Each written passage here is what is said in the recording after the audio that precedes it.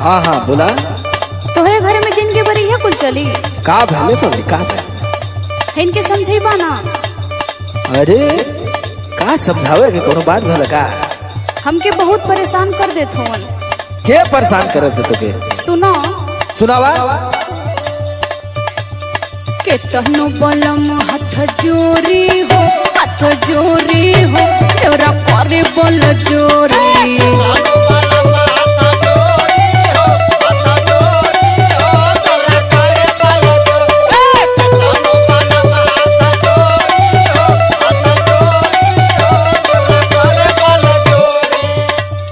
करे बल जोरी देवरा करे बल जोरी।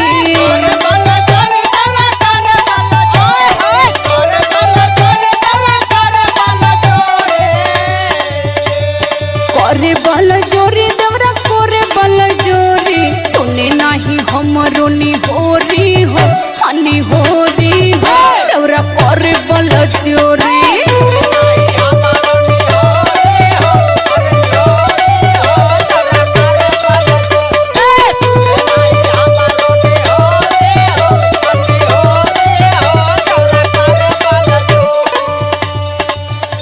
ऐसा न ना कि अब की बार आवत ही ना तो के लिए उले आवत ही सथवा कुल दुखवे दूर हो जाए। अल्ले ले 6x7 के खोली भाईंदर पाड़ा में। हाँ आय के रहो ए जन आराम से। हाँ कुल झंझटे खत्म हो जाए। हाँ सुन का हो ले आई अवकी के संघवा हो। अरे संघवा हो धन तो है परदेसवा। हम बहुत तैयारी कर लेते। फूल रखला।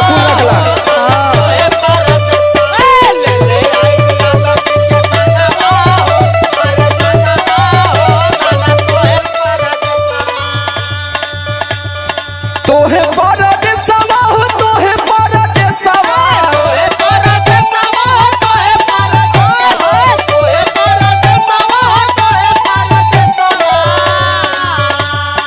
कुछ दिन काटला कलेसवा हो।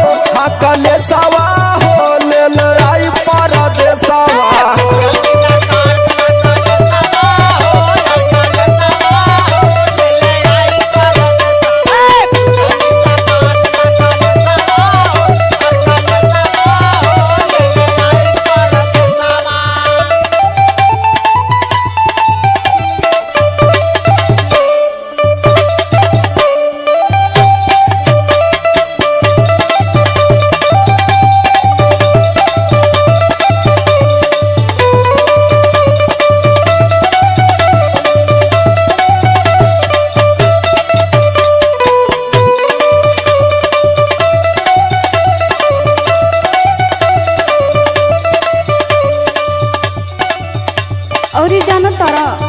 बतैबू तब न जानब कि अपने हमका अंतर्यामी भैल है। अरे हमारे एकदम जियल हराम हो गइल बहिना। का तोहार न कई दबावत का सुनबा तब न तोके मजाक लौकता। सुनाला आज तू सुनाला। पीछा पड़ल बाऊ हाथ मोरे धोके।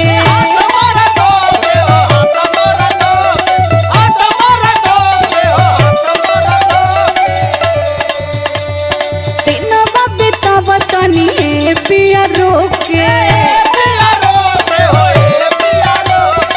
तोहरे कुछ समझ में ना आई। बहरे ऐस कमाल दिखात बड़ा ना।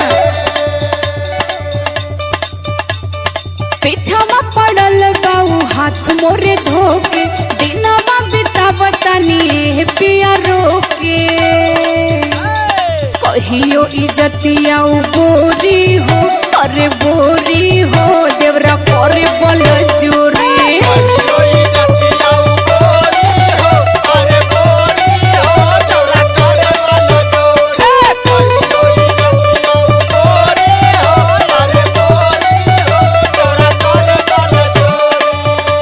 अरे ई तो बड़ा शरीफ रहल, एकर बड़ा सब लोग तारीफ करत रहल कि लड़का बड़ा शरीफ है, बड़ा अच्छा है। अरे नहीं नहीं तोहरे समानवा बस।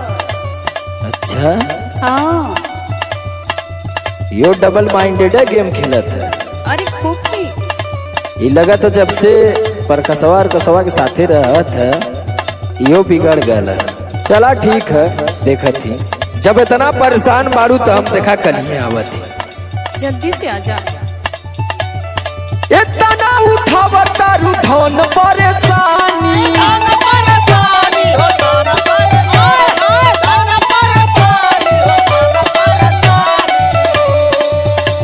तो कलिए डरे न थके घरे आवतानी।